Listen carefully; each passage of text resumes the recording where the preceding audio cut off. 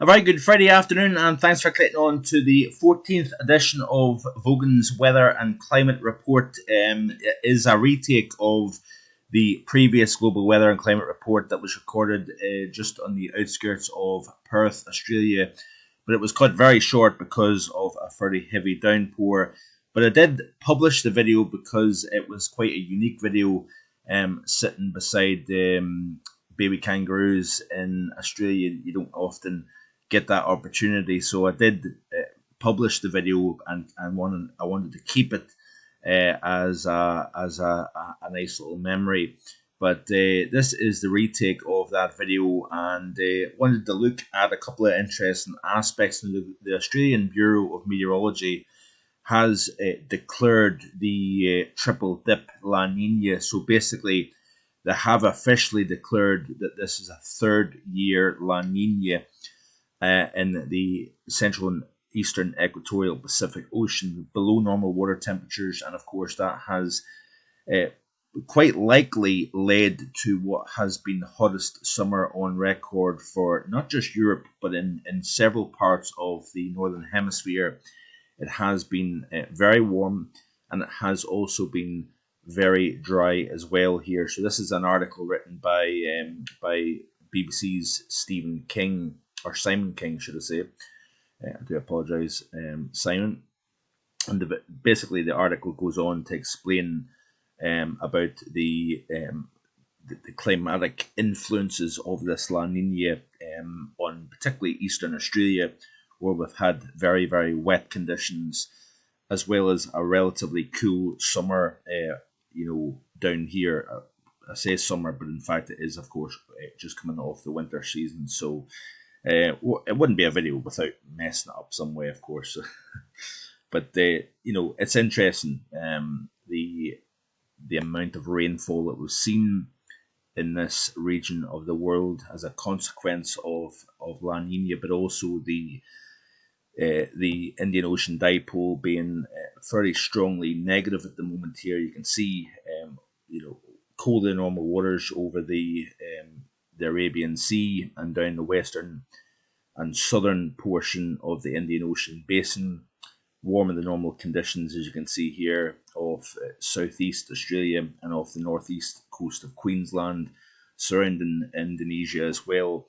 And this has led to wetter than normal conditions here, but in fact one of the worst droughts in decades for eastern portions of Africa because of below normal water temperatures in this region of the world. Now, of course, I had made mention of the fact that we've got, of course, extremely warm waters over the North Pacific, North Atlantic, and it'll be interesting with seasonal fluctuation how that warm water responds to the atmosphere. It can increase rainfall during the autumn season. What I do think has taken place in recent times is during the summer season, of course, we had a very, very quiet tropical Atlantic. Now, I personally believe that a lot of the reason for that, in simplistic terms anyway, has been the Mandrelian oscillation has been favouring large-scale sinking over the Atlantic and over Europe. Hence, drier conditions, hotter conditions, persistent summer conditions, almost pushing kind of the extreme level. And therefore, there's been, in a sense, not so much need for nature to release heat from the tropics. So therefore, the focus of heating has been in mid to high latitude regions of the hemisphere, and that has put a stop on the tropics and activity. Once we start to decrease pressure and release some of that heat that has been stacked up across the north, we've then started to see the tropics become more active. Now, we have seen the tropics reshape the upper air pattern over the North Atlantic and over Europe, in the sense that we've seen the North Atlantic oscillation going negative here. So the buildup of pressure over the North Atlantic Ocean and lower pressure over Scandinavia has now allowed for the first discharge of Arctic air into the UK pattern, and this is the GFS 850 millibar temperatures here. So we're pumping heat up and towards Greenland. It's been a very, very warm September here, but in turn, although we've had warmer than normal conditions over Western Europe and below normal across eastern portions of Europe, this setup now has led to, I think, pushing a lot of heat up into the North Atlantic basin via those tropical systems that we've seen in recent times, and that has been building the pressure over the North Atlantic and over Greenland, warming Greenland up. And I say that in relative terms, of course, because warm in Greenland terms is still below freezing, of course, but we have seen warmer than normal conditions here. But that in turn has allowed Arctic air to come down over the British Isles, and we're seeing that at this moment in time. Distinct nip in the breeze. 850s are below freezing, as you can see here. We've got a large area of low pressure over Scandinavia. Between those two weather systems, that's opening the door to northerly winds coming down over the British Isles. High pressure that's to the west of the UK at the moment will build in over the weekend, and therefore with clear skies, lighter winds, cooler aloft, drier air as well, that allows the temperature to come down quite markedly at night. We are going to see the coldest nights in parts of the UK since the springtime, so notable. And of course, gardeners beware of frost during the overnight tonight and possibly into the early portion of Sunday morning as well. But it is interesting that we are seeing, the first shot of cold air coming into the UK pattern.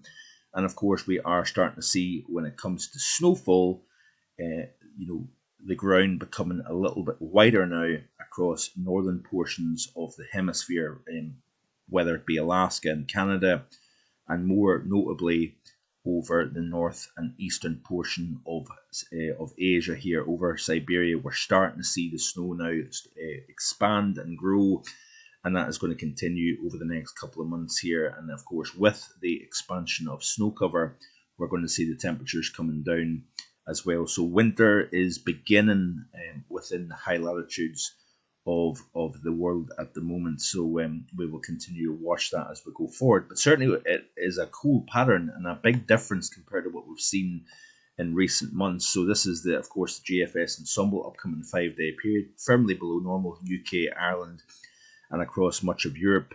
Welcome, I'm sure, for many.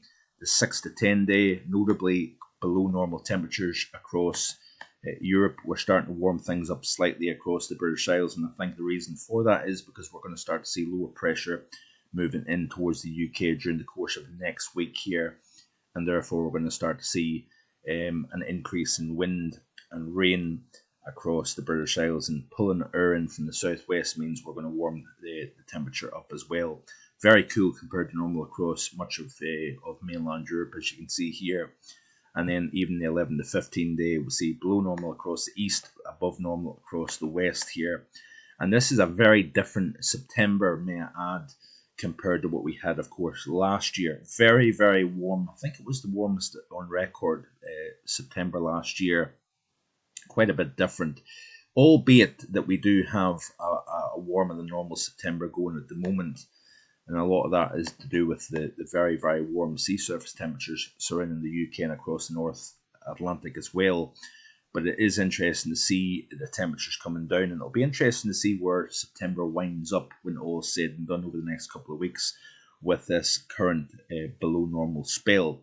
But certainly looking at the planet for the month of September, we've got quite a cold northern portion of Eurasia, if you notice here. That's quite notable. Also much of Africa below normal, Madagascar, Australia, and of course that is in response to both rainfall and also those cold waters over the western portion of the Indian Ocean basin has been reflective of the temperature profile over Africa. But it's interesting, Scandinavia, all the way from Central Europe, right the way across the eastern portions of Siberia, across the top is below normal. And that is quite notable and quite eye-catching, actually. Warmer than normal across the north of North America, and notice here the warmer than normal across Greenland, hence the negative NAO signal at this moment in time. So certainly a lot of things going on, and it'll be interesting to see the response in sea surface temperatures as we progress through the rest of September and on into October and November, what kind of pattern we get. and whether we start to see an increase in rainfall here. But the North Atlantic Oscillation firmly positive during the month of August, as you can see here, particularly the first half of August. You can see a fairly positive signal, and then as we progressed towards the early portion of September, you notice here that we've got this fairly significant dip towards -2 with the NAO, and we've got a kind of slight double dip, if you notice here, at the moment with the NAO, all thanks to high pressure to the west of the UK and Ireland here. But we are going to see that kind of topple its way in over the the area of high pressure, topple its way in during the course of next week, I think, and then low pressure will then replace that area of high pressure. Precipitation wise, finally here you can see the upcoming 7-day period, and we do have firmly drier than normal, wetter than normal across central and southern Iberia, and across the Balkan region here, and across eastern portions of Europe here, with that discharge of Arctic air from the north here. The 8 to 14 days still drier than normal, as you can see here, according to the GFS ensemble.